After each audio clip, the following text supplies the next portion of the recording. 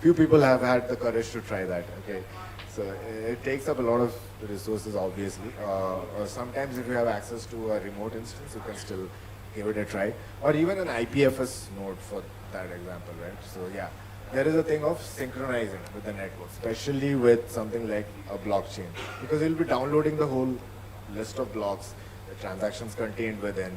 Now those transactions will be applied one by one. Then you have that transaction receipt, root hash, all that stuff. I'm not going too much into details, but you can ask me about these later on if you want, right? If you have seen, anyone seen the block structure of Ethereum? Like, have you looked at what the JSON structure looks like? Anyone? No, not yet, right? Oh, yeah, that's why I haven't included that. So the idea is like, see, this much we know by now if you have worked on dApps. The order of transactions is very important because what results after applying those transactions is really important. Someone was talking about games over here, right? Like the ordering can really determine the outcome of the game, right? Some things can change if the order is not correct. So yeah, the synchronization is just that, where a client has to download that whole list of blocks, transactions within, apply it within the Ethereum virtual machine, and then you get a final state of your, let's say, your smart contract, right? You're storing a bunch of state variables and such, and then you can access it. So yeah, what happens is that if you have to orchestrate such a system, the state of the participating container needs to be as close to the health of the other containers. It's not like just I started something and I pushed it onto the orchestration layer. Imagine I have like 3 Ethereum nodes serving a bunch of requests, and I have just launched a 4th one, which is running at maybe height 10, while the rest of the chain might be moving at height 1 million. 1 million is like a typical number that you would see for a old blockchain, right? So imagine like the blockchain is running at height 1 million while your just launched node has reached only till height 10. What happens if you throw it onto the network? People will try querying some smart contract for data. They won't, first of all, they would not even find it. Or if they try querying it for data, they will find something very, very old, a very old state, right? So it cannot be a naive strategy of just, spin up a new node and just throw it onto the load balancer. It will be the worst idea possible. So this is why a naive orchestration will not work in such situations, right? Because of the synchronization issue. Now we'll go a little deeper into that.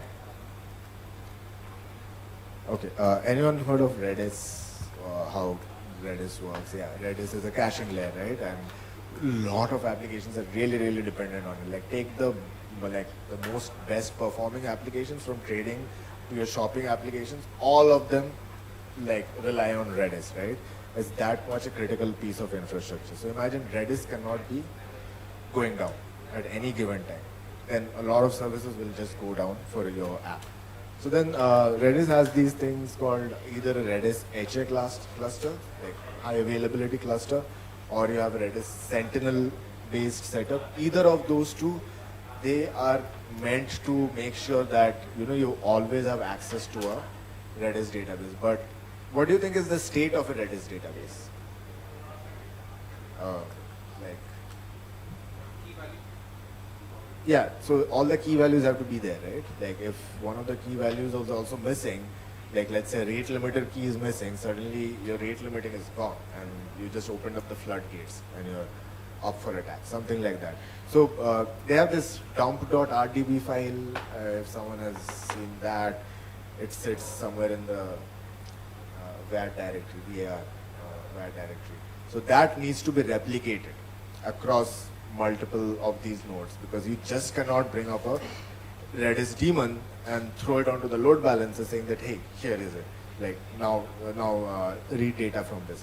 That entire RDB file, which is like the raw dump of the Redis database, that has to be present for the Redis daemon to serve from, right? So then they have their own algorithms for if they have like a master slave or a failover sort of relationship going on, or sentinels sitting on top of these instances which keep reporting to each other. So depending on whichever it is, but they still need to be stateful.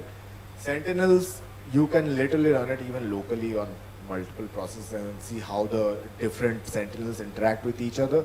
So like there are 4 sentinels, one of the instances goes down, you'll see 4 of them talk to each other and they'll elect a new leader while the others fall back as followers. And the replication of the raw database file also proceeds like that. So, or the Ethereum node that I just gave you an example of, something that needs to synchronize with the available peers around it and catch up to all the available blocks on the network.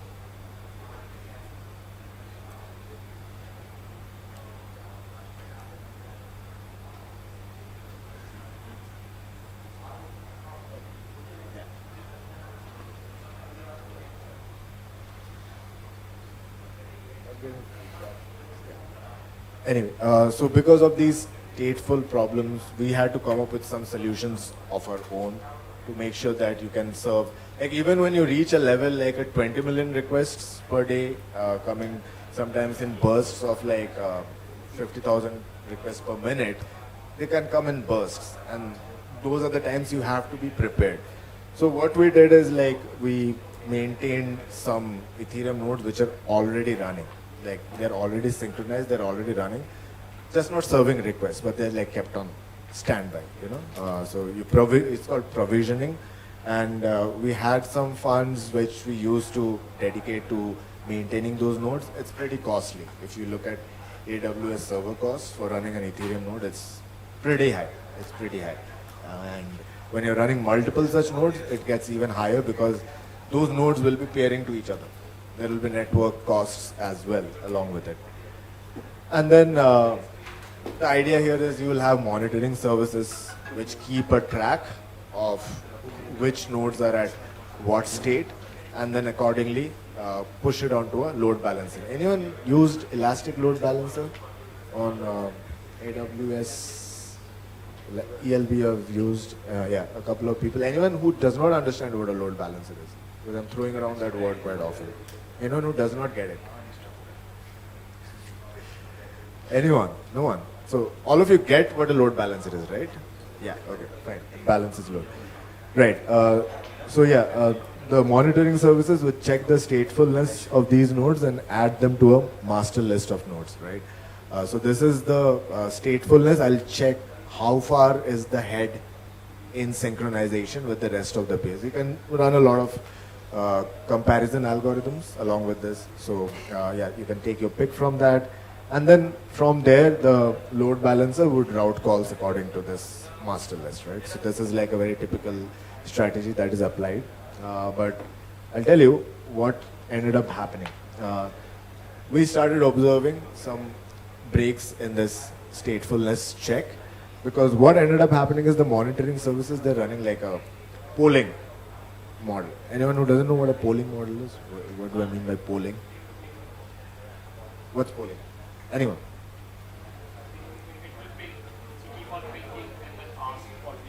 Yeah, like you keep checking, you keep asking. It's very annoying. Like imagine someone coming and asking, what's up, what's up, what's up? Like, but that's how it works. The ideal way would be for me to fork get and write some logic in there. But you can imagine keeping up with further updates on a get working branch. That can get too crazy, right? So we kind of decided against that route. We decided to have the polling monitoring things. But in between 2 cycles itself, something bad can happen, and it often happens. Like once a day it used to happen. A node would just like fall out of sync. Something happens. Network activity falls. It runs out of storage space. Sometimes it happens when you run archive nodes. There's storage like grows like a balloon, and that would just, the instance would just drop off the network. And then we end up serving a request to that network. Imagine what happens. So like people would be calling nonce. Have you heard this word nonce, right? People have their own internal nonce counters and they rely on this. And then they got served something like really odd. And then they have sent off an like array of transactions which none of them ever got picked up by the network, because you can guess why. They got a really old nonce value, right? So I hope I'm kind of making sense to you now how the statefulness impacts the quality of service. You just cannot throw nodes onto it, and when you use a service like Infura or whatever is running MetaMask behind the scenes, be very grateful, because they are literally managing your funds. Be grateful and also be very aware, because you do not know what is happening behind the scenes of these centralized endpoint services, like even ours, right? I am giving you the lowdown on it because we do not really profit from it. That's not our main line of business, and it's been like 2 years. It's been running on autopilot. So there are just some things that you should know. And if you have learned about DAOs, right? You can have a community-run bunch of nodes which can participate in such a stateful system, and you can have a community-run endpoint without having to rely on inferior. Like that would be the real goal of Web3 development, reaching to the masses. What's the point of learning all this technology if you cannot run your own, like at least something that's in your control, right? How are we that just relying on MetaMask? What if there is, I think there was some DNS injection attack on one of these endpoint providers very recently on the Polygon chain. Like bunch of them shut down for a day or two. I remember it really well. It was just 3 to 4 weeks back. Anyone of you who are aware of this? You are aware of this? What happened? Yeah, basically, some hacker got like injected something into one of the endpoints. So one of the RPCs, there are 3 or 4 public RPCs, and one of them were injected with this, so users would see an error message with a link to correct it, but that was malicious. Yeah, so the public RPC endpoints, right? So ours did not get compromised. So what ended up happening, you can imagine, all the load came onto ours. Like suddenly after a year of running on autopilot, we see a huge spike. So what helped us is these things that we had already kept built, okay? So what we did is like we kind of used a Sentinel kind of structure after this. So there is an article, I could not link it over here, it's written by ThoughtWorks.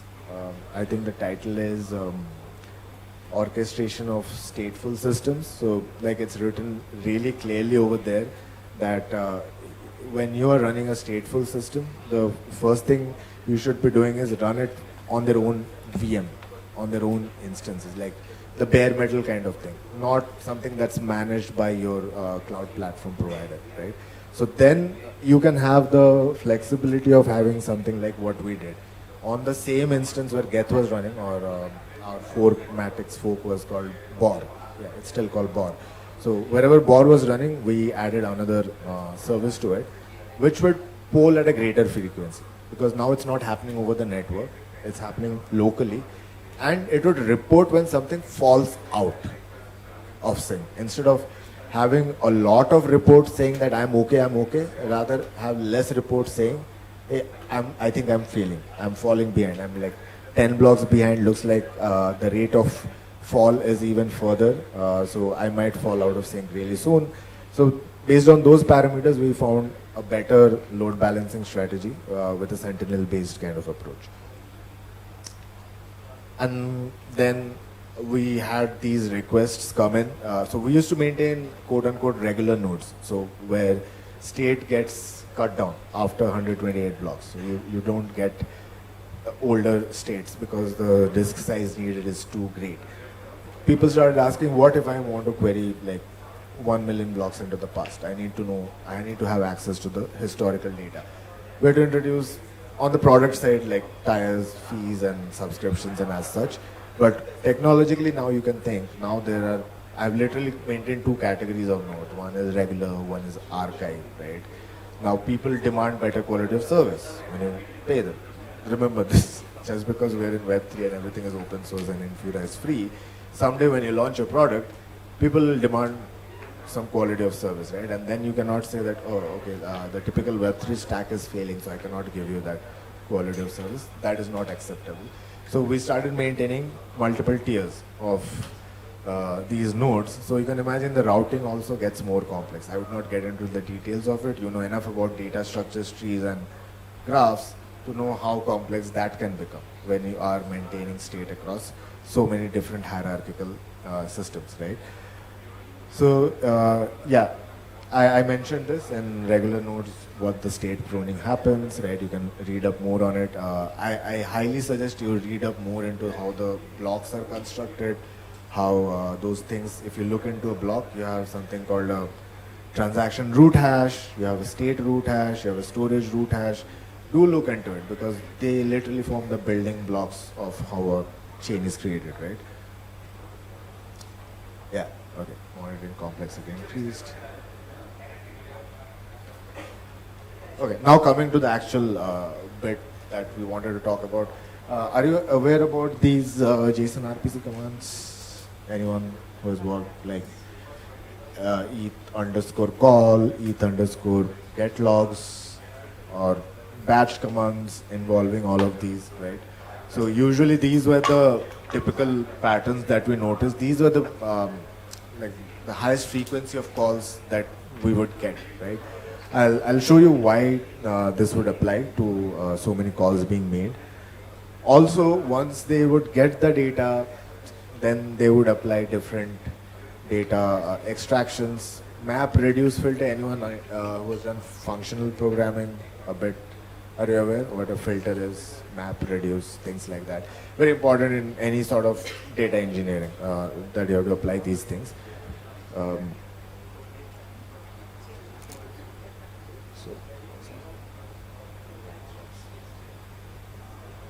All right, Uniswap. Anyone ever used Uniswap?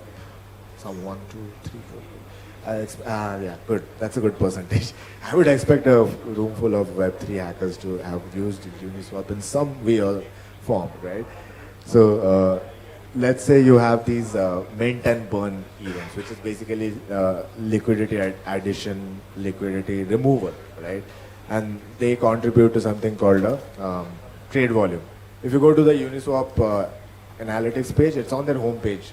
If you go and check, they have like graphs, statistics about what trade fees were earned, what's the total volume locked, etc., right? So people usually need access to such sort of data, not just for your analytics and dashboards. Some people do automated trading. Anyone ever tried automated trading on any of these DeFi things? Always one person. More of you should try this. So, because see, they have standardized interfaces. Everything is pretty much open source. So, there's nothing really stopping you from writing a bot that does trading, right? Like you can even do it on test nets. Polygon has a test net. I'm sure there are other EVM chains also who have their own test nets. You should definitely try building automated trading bots, strategies, whatever you want to call it. The reason being that makes you understand the importance of data, why access to data becomes important. Because what we are doing right now as fundamental Web3 learning things, the fact happens to be that the world kind of moved past it in 2018, 2019. Like things have gotten really, really complex right now. Right? So if you start grappling with this whole case of interconnected data and how access to bleeding edge data is so important, then you can start building some profitable things in this space. And I'll tell you later, once I come to the later stages, why profit here does not mean only for the company. Like I'm sure you've heard enough about Web3 values, ethics, this, that, but how do you even put that in practice, right? So I want this to reach until there. What you usually do is you get event logs. I'm sure you have seen what an event log looks like. You bring out the event log topics, you add it. So if it's a liquidity addition removal, it tells you how many tokens were added, how many tokens are removed, and then you calculate a trade volume out of it, right? Or the graph I was talking about. Like let's say they are showing you how contracts token reserves have changed over time. So how do people usually do it? They'll do a batched query by specifying block heights over, let's say, a range of 60 blocks. How much time does it take on the mainnet? Anyone knows what's the block time on Ethereum mainnet? Anyone? 15 seconds, right? Who said that? Yeah, 15 seconds, right? Yeah, so 60 blocks is 1.5 hours. Yeah, so that's 1.5 hours of data. That's very good enough to generate some sort of a statistics out of. So now you make that huge query over there, and then you start extracting what was the token reserve, and then you have the ERC20 standard. What do you have to do on top of it? You have to multiply by decimals, right? There is this thing called ERC20 decimals, right? And then you have to have some sort of a conversion. How do you convert a token price to USD? Anyone knows? How do you know a token price to USD? Like Dogecoin, how do you know what is it worth in USD? Yeah, Chainlink is a Oracle system, right? Uniswap has some native functions also, like how Uniswap suggests you do it is you try to find a pair with a stable coin like USDC, USDT. So I'm just trying to tell you the extent of calculations needed just to arrive at a simple data point that what is the amount of dollars that is locked in this contract, right? And now extrapolated over 60 blocks, which just gives you 1.5 hours. Extrapolated to 24 hours, imagine the number of queries you have to do and the number of data operations you have to do. You literally have to start running your own data processing pipeline. Anyone who has AWS credits here to do this kind of intensive computation? I'm not joking, I'm really asking. Do you have access to AWS credits? Anyone? You have, yeah, good. You should have, because it makes it very easy to run these experiments, right? That's what we had access to, like I said, from our hackathon funds and all that. So anyway, so what happens is when you start accessing so much data, the node sometimes starts failing. The node sometimes starts slowing down because it does this constant commits to storage, then pulls it back to memory, then it will start segfaulting, it will go out of memory, and there you go, your node has just busted and it would have lost state, right? Often happens, like when a geth node fails, it's not pretty because it does not immediately start off from where it failed. Often it will start off somewhere like 500 blocks behind, and that's madness. Like trying to catch up with that becomes too much. Okay, yeah, this is what I said. And you can imagine when I'm doing such batch queries, sometimes you get these HTTP 500 errors. What do you do with that? That's not a usable result at all. And yeah, the node can go through something called a reorganization. Anyone knows what this chain reorganization thing is? Why does this happen? Anyone? Chain reorganization? No one? In Ethereum? Okay, sometimes like basically you as a peer, you are getting your version of the chain from peers around you, right? And then there are these block producers which make those blocks get... Miners is the old thing, it's going out, right? It's going out from all networks, but someone still produces, creates those blocks, right? Which someone else picks up and then they start propagating it to the peers around them. So someone can even maliciously make a bad version of the chain, right? And then start propagating it in the network. So if your peer happens to be caught in such a bad state, at some point of time it will read a chain from another set of peers which happens to be very different. So that's the overall concept of a chain reorganization. When you come into this sudden, when the node comes into this sudden realization that, oh damn, I'm running on a completely wrong version of the chain. Guess what it has to do? It has to roll back to the last common found point and then start applying the new chain from that point of time. So that's the chain reorganization. It causes massive restructuring of all your data. Imagine you have fetched those event logs and stuff from there. Can you use them? Yes or no? From the previous part. You cannot, right? Like possibly cannot.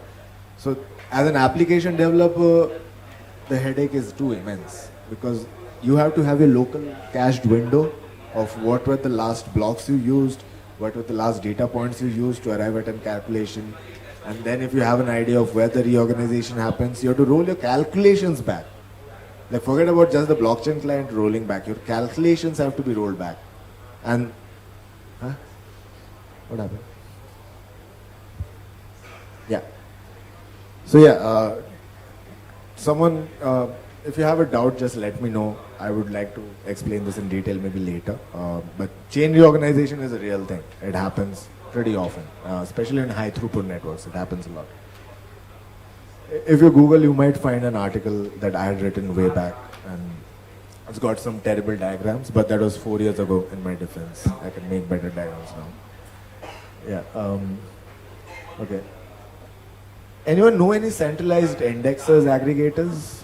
on top of Polygon or Ethereum data? Can anyone name a couple? Sorry? I think Morales and Alchemy do that. Yes, they do. There is also like things like what Tune Analytics. Then there is Covalent is also. Covalent is there, right? A lot of centralized indexes. They started off as centralized. I think they are building some decentralized solutions as well. But yeah, centralized solutions are existing, and they are still the most popular at the moment because at least they work. You get some response of data, right? So let's get into that place, right? ETL, this is a really time-tested concept and it is put in practice. Anyone can tell me what ETL, the full form is? The acronym. What does ETL mean? Yeah, extract, transform, and load. Yes, ETL. Extract, transform, load. It comes from like this old school way of relying on SQL databases, right? Like you have to clean up the data, make it into a column-based format, so that you can write that query, insert into blah blah blah, right? That's the idea of ETL. But the infrastructural concerns that I had been laying out over here, the whole thing about blockchains falling out of sync, your loads not being like served well enough, those are the same infrastructural concerns a centralized aggregator will also face. To give you an idea, does anyone know what's like the number of pair contracts on Uniswap V2?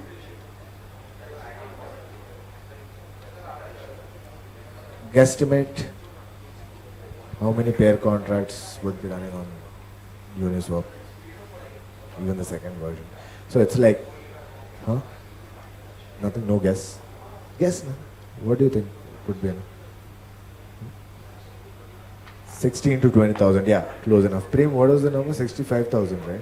Yeah, something around. 65,000. Like, yeah, obviously because it's an open contract, anyone can create a pair, right? You don't know, but that's the problem, right? You don't know which ones are important. So you have to parse through 65,000 pair contracts, how their data activity has been, how their trade has been. Now imagine trying to extract data from that, transform it into SQL columns, derive data models out of it, then load it into SQL, and imagine now you have to roll back some indexes. Can you imagine the storage computational things?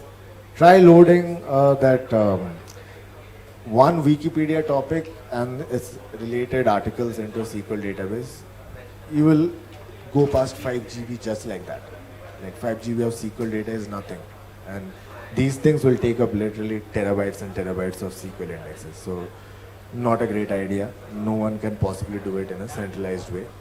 So yeah, like I said, mostly SQLized indexes are expensive because tables grow, and then rollback becomes very, very difficult because you have done an ETL. You haven't just dumped the raw data into the SQL tables, right? So what do we do in these cases then? The issue is that, higher order data access, I hope you know what I'm meaning by higher order data access. Like how I extracted the trade volume out of those different events. What did I do? I had to extract those event logs, I had to make those contract calls, convert decimals, this, then go to USD.